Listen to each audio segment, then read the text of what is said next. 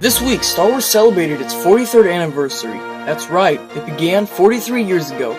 In the last 43 years, we've got 9 episodic films, 2 theatrical spin-off films, 3 cartoon spin-off shows, 1 had 2 different versions, a movie based on one of the cartoon spin-off shows, a live-action show exclusive to Disney's streaming service, 2 Ewok spin-off movies, and of course, the infamous holiday special from 1978. And of course, when you have a franchise as big as Star Wars, there's gonna be a lot of merchandise. Shirts, action figures, and of course, Lego sets. Now I have a question. What do you get when you combine Star Wars and video games? You get great games like Battlefront 2 and Jedi Outcast, and awful games like Super Bombad Racing. So what do you get when you combine Lego and video games? You get mini games based on some of the best movie franchises out there, okay? And what do you get when you combine Lego and Star Wars? You get a Lego theme that has been running for over 21 years. Now what do you get when you combine all of them? You get one of the most beloved video games of all time. There are currently 5 console Lego Star Wars games, with a 6th one on the way, and I'm sure you have seen the console versions. There are ports that you may have yet to set your eyes on. So today, to celebrate the 43rd anniversary of Star Wars, we're going to be looking at LEGO Star Wars 2 for the Game Boy Advance. Alright, here we go. When you start a new game, you spawn in the Cantina, which is the hub like the console. Okay, let's get going. Chapter 1, Blockade Runner.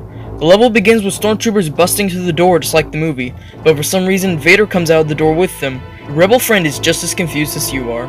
All hell then breaks loose. C-3PO and R2 are running around, stormtroopers are firing at you, it's great. You eventually find C-3PO and R2, but R2 runs away. You go with C-3PO to this activator panel, which opens the door Leia is standing behind this whole time. You go to her and she runs away into the living quarters. Off to a great start.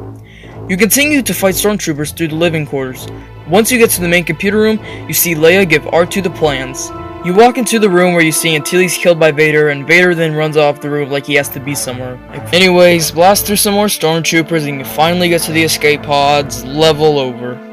Chapter 2, now we are on Tatooine and playing as Luke. You're looking for R2, but you wouldn't know that if you didn't watch episode 4. You fight through Tusken Raiders, eventually running into a wall. So how do you get past it?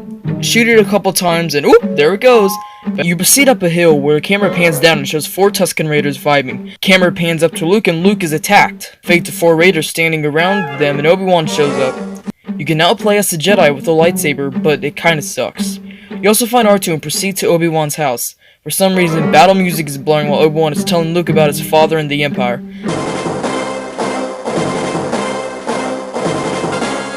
Somehow, C-3PO is able to sleep while this music is blaring. You then leave the house and fight more raiders, and there are so many. Eventually you come across a gap that looks like you can walk over it, but you can't. I learned that the hard way.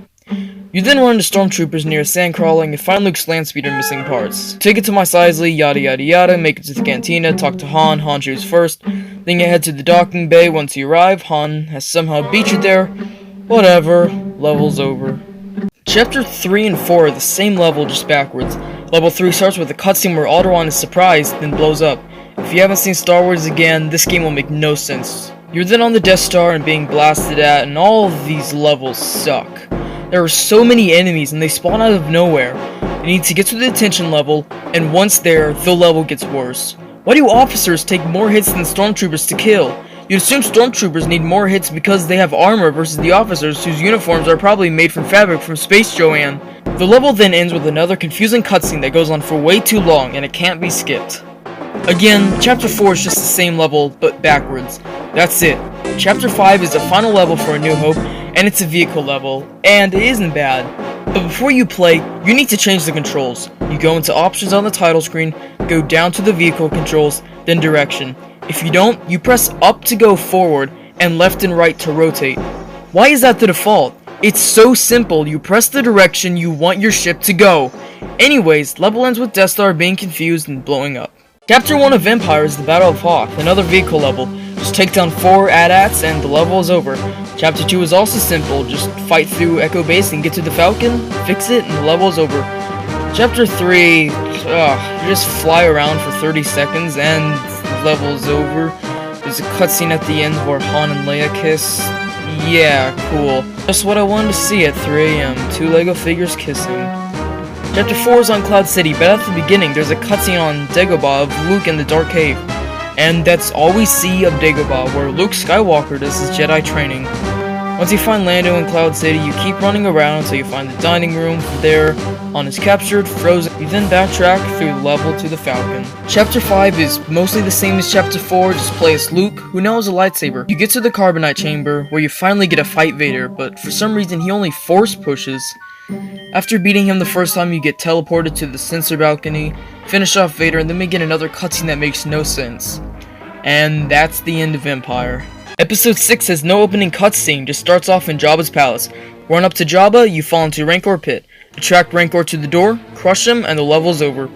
Chapter 2 of Jedi is on the sail barge. Attack Gamorrean guards, and once you get to a certain skiff, you then get to fight Boba Fett, and he sucks.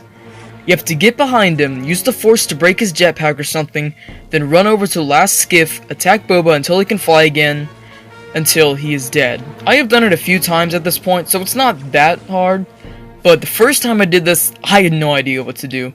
He then floats, falls into the Sarlacc sings, and the level's over. Chapter 3 starts on Dagobah with a cutscene where Yoda dies, and suddenly, on Endor, you drive the speeders, and then ride into the bunker.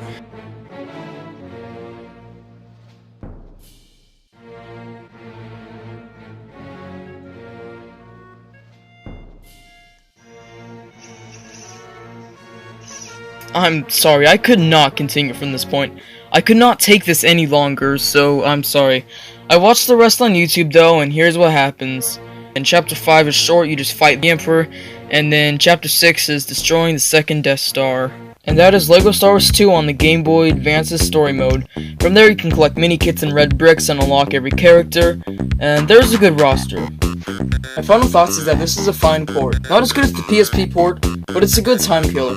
Gameplay is fun, character roster rocks, and yeah, that's really all I have to... Whoops. Alright, here, wait, what's this?